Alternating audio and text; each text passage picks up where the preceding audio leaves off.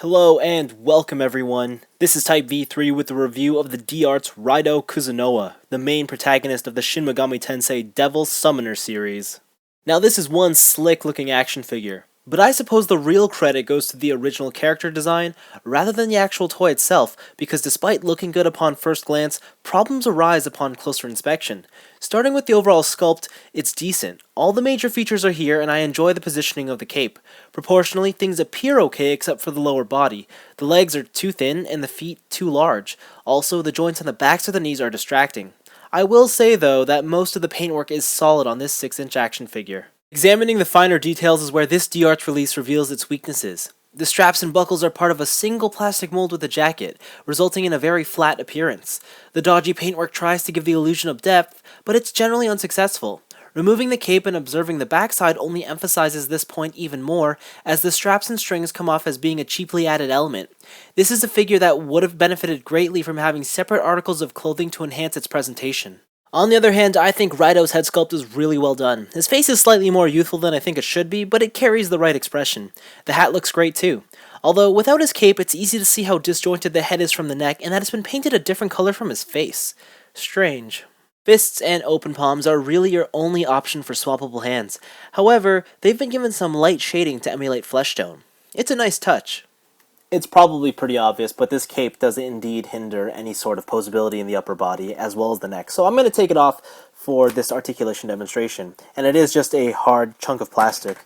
The neck is a stemmed ball joint, as you can tell.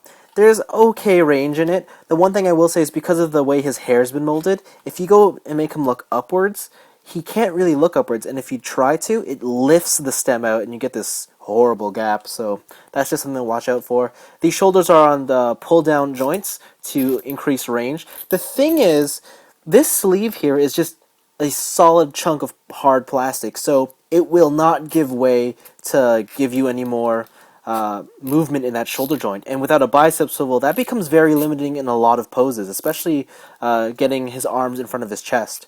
There's a single elbow joint, which is a 90-degree bend, which is pretty disappointing considering Bandai's pedigree here. Ball jointed wrists, they're okay. The torso crunch is there, though he can't really crunch. He can basically just swivel side to side, which is surprisingly limited. As you noticed, the gun just fell out of the holster, and that's another problem with this. And I guess I should move on to the katana, which is a simple peg, which you can just take out. There is no waist anywhere. However, they do have the SH Figuarts style pull-down hips, and they're okay. They generally should work. The only problem is, like the shoulder pads up here, the bottom of the coat is also hard plastic, so it doesn't give way to let his legs go anywhere, and it's kind of disappointing.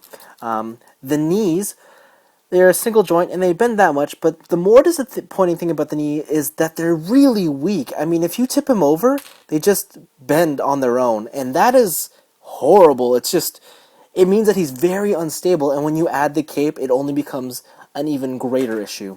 The feet are on ball joints with a rocker, and this really, really dynamic toe bend, which is useless because of how weak this joint is, and when you combine that with the knee, it becomes even worse.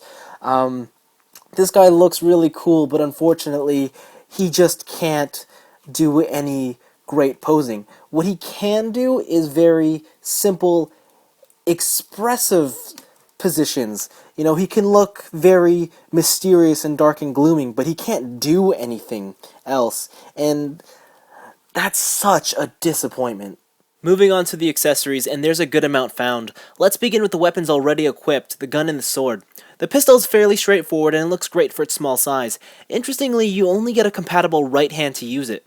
The katana is a bit more complex. The sword and the scabbard are actually two separate pieces. A full-size katana is also included, and this is the one that Raidou will actually wield with the help of either the straight or angled hands. To top things off, there's a brilliant green effect part that really sells the look. Next up are the throwing knife hands, which are actually more useful for display purposes. As a neat gimmick, each one of the knives are removable so you don't have to have them all displayed. Furthermore, there's a right hand only variant. Seems cool, however you won't be able to use this hand and the pistol grip simultaneously. Finally, you get a small black cat. Goto. It's just a figurine, so there isn't anything to expect from it. Still, a nice addition. One thing I should point out is that despite having all these accessorizing options, Raidou's poor articulation does limit a lot of creative posing. I've always been compelled by Raidou Kuzunoha's design, and when Bandai announced that he'd be the next addition to their D-Arts lineup, I was definitely excited. Yet, after having it in hand, all I can say is that I'm left with a feeling of disappointment. Visually, he's unimpressive, and even though his accessory count is good, it's offset by his poor articulation. It's a toy I want to love, but at every corner I'm left with frustration and thoughts of what could have been. Bottom line, if what you're after is a great toy, then look elsewhere.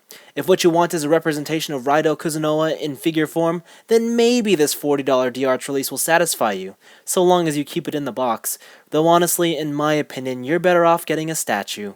Anyways, this has been Type V3. Thanks for watching, and you know, it's never fun to get a bad toy. But I do hope Bandai pull their act together, and hopefully the next D-Arts release won't be so troublesome.